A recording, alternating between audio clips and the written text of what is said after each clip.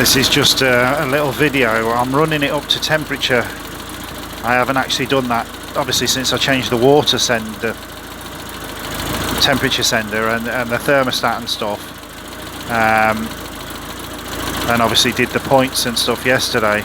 So the gauge is already reading hotter than it used to, but I'm putting that down to the new sender, but the fan hasn't kicked in yet, so I'm slightly worried. I'm just keeping my eyes on it.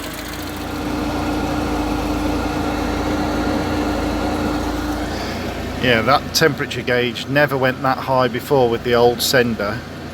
Obviously the stat could be slightly different, I suppose. I'm just going to wait for the fan to kick in. I can see it from where I am.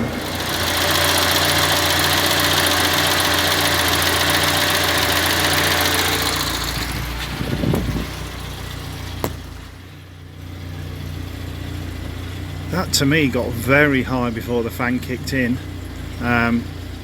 Unless of course the old thermostat was a lower temp, or the old thermostat temperature sender was faulty, but the fan's kicking in anyway. But I wouldn't like to see it get that high before it does, but it's bringing it down. You can see the needle going down, so maybe it's okay.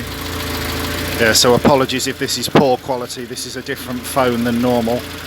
I just wanted to run it up completely to temperature and just check the housing was watertight and everything was working before I actually go out on a drive today. It's going to have the carb done today, so all looks good. Just got to keep my eye on that gauge. The fan's now turned itself off, and the temperature, yeah, see, it's only dropped down to there, but the fan's off, so maybe it just reads a bit higher. I'll have to keep my eye on it. Rightio, we're just off to take the Allegro to Josh to get the carburettor cleaned out. Apologies for the footage. I'm not using my usual phone, and this is a proper snidey old school Samsung, so the quality's not going to be good. But I just couldn't be bothered to take my other phone with me. Yeah. I'm also trying a different camera mount now. When I have my normal one in the Allegro on the windscreen, it shakes like mad. This is one that clips on my rear view mirror. The downside is, of course, if the mirror moves it still shakes, but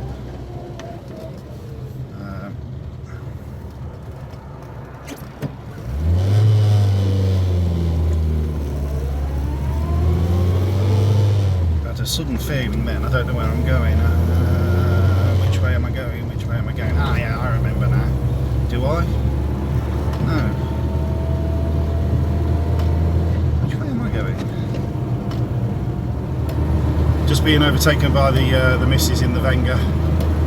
She was going to be following me, but I've suddenly had a brain lapse and can't remember which way I'm going. It's too early. So yeah, why can't I?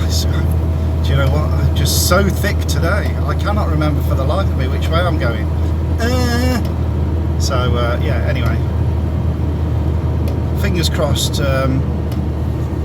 all is good. I don't want to tempt fate, but it certainly feels a lot smoother. But of course, the last time I drove the car, we had all that backfiring issues and bloody nightmare.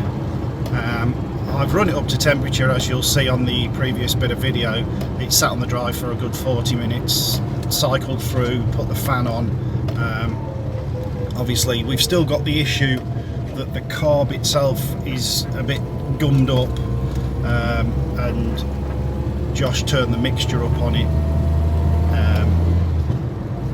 which is evident by the fact that you basically don't need any choke to start it, or if you do, you literally push it back in straight away.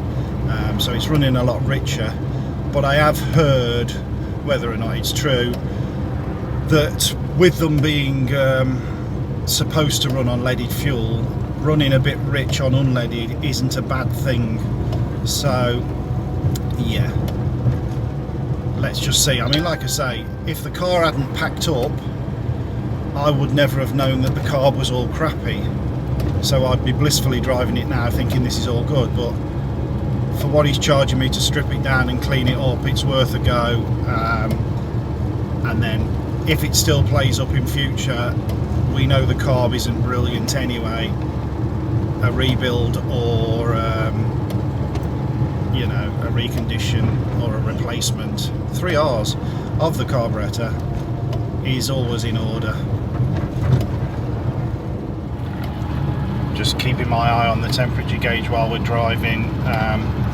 As I said in the previous part, it definitely sits higher with this new sender than it was before,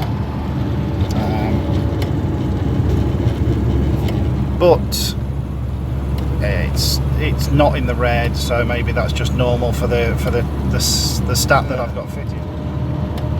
Also, we can now see the clicking speedo has returned. It has this annoying tick and jumps like 2 miles an hour. Obviously the cable is catching somewhere, or it's on its last legs. I thought I'd fix that because I sort of pressed the cable into a different position and it stopped for a while, but now it's doing it again, so never mind. So whether it's a placebo effect or not, it certainly seems to be running a lot smoother with all the new ignition parts on it. As I say, I thought it was running great before the failure the other week, and maybe you imagine it because, you know, you've just put new parts on, so hence the placebo effect. But it just seems a bit more responsive. Maybe I'm imagining it, like I say, but there's definitely no hesitation. I had a couple of stutters here and there before. You know, we'll see. I went for 5th gear then. Oh dear me. Automatically thinking it's got 5 gears. Of course, Allegro does have room for 5, but sadly not 5 gears in this specific model anyway. We're now on the M42. Super risk, but just want to see what we can do. Yeah, I mean, that's pulling lovely. Obviously dependent on the speed of the Kia in front. I feel confident to attempt an overtake, of course, but I'm not going to. Speedo is doing my head in. You probably can't hear it clicking like mad, but it's absolutely so annoying. And it's jumping from 55 to 60 miles an hour on the needle. Every click. Very annoying. As is that camera position. I need to adjust this. Not the best camera mount. I demand my £2 back from Home Bargains. We are everything but a professional outfit on this channel.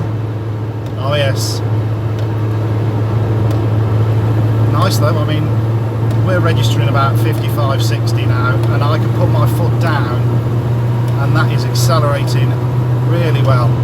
Yeah, we like that, we like that. I feel like Ken Miles in Le Mans 66. Reference is crap if you've not watched the film, but if you haven't, you should. It's a really good film. Anyway, I'm waffling. I shall turn this off. We're going for the overtake.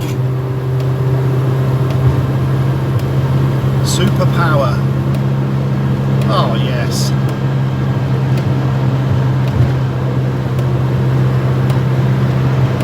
I should think this is the fastest I've driven the car. Can't really tell what I'm doing because the speeder is now jumping from 60 to 70. But it's pulling lovely. Good, we like. There we go then, we're just coming up to Josh's yard. Cars ran absolutely lovely on the way. Very, very impressed. So hopefully he'll have it for the rest of the day. Maybe I'll pick it up tomorrow, I don't know. And I can't see how I'll show an improvement with the carb because I won't notice. I mean, if it's not playing up, you can't really tell. But at the minute, it's running lovely. There we are then, just picked the car up. Seems to run okay, but it seemed to run okay yesterday anyway. Apparently the carb was absolutely full of like black crap and all that rubbish and silt, I suppose. So let's hope everything runs good from now on. Perhaps do with setting up, apparently. It's like I say, the guy who's done it's only stripped it apart and cleaned it, but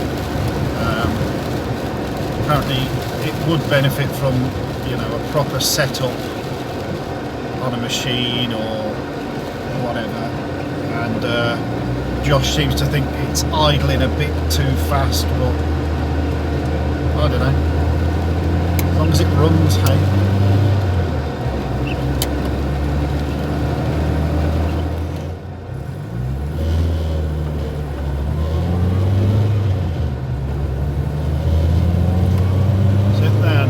Get on the motorway. M42 ahead.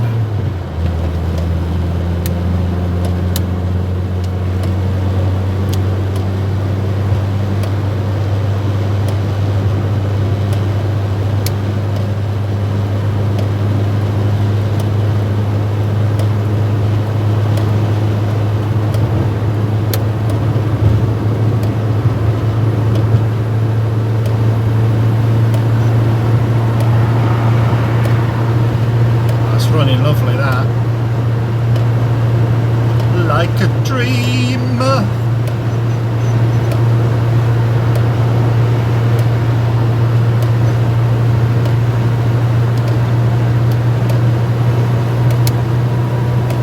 Overtake.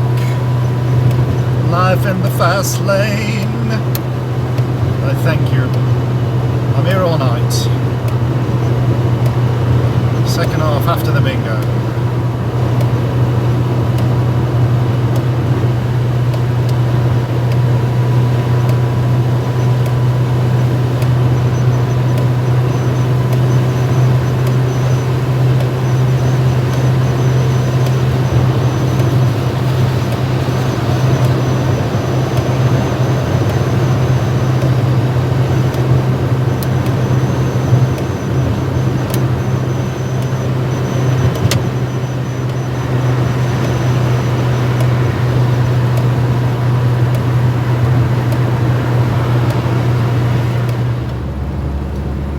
That's it then, we're nearly home. It's ran lovely on the way back. Didn't film a great deal because it's raining and I filmed quite a bit yesterday. Yeah, like I say, hopefully that's okay now. Think about getting the car properly set up maybe.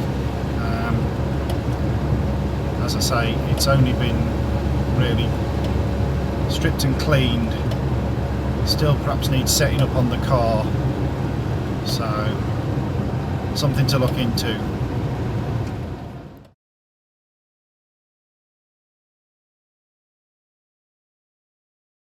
Aye. I said I meant to video a bit of this and forgot all about it.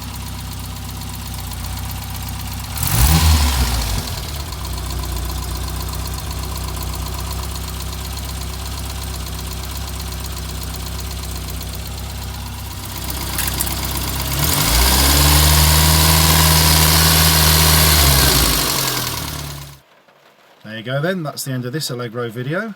So until something else breaks, or until I go on a trip somewhere, who knows when we'll see you again. Catch you on another video. Bye.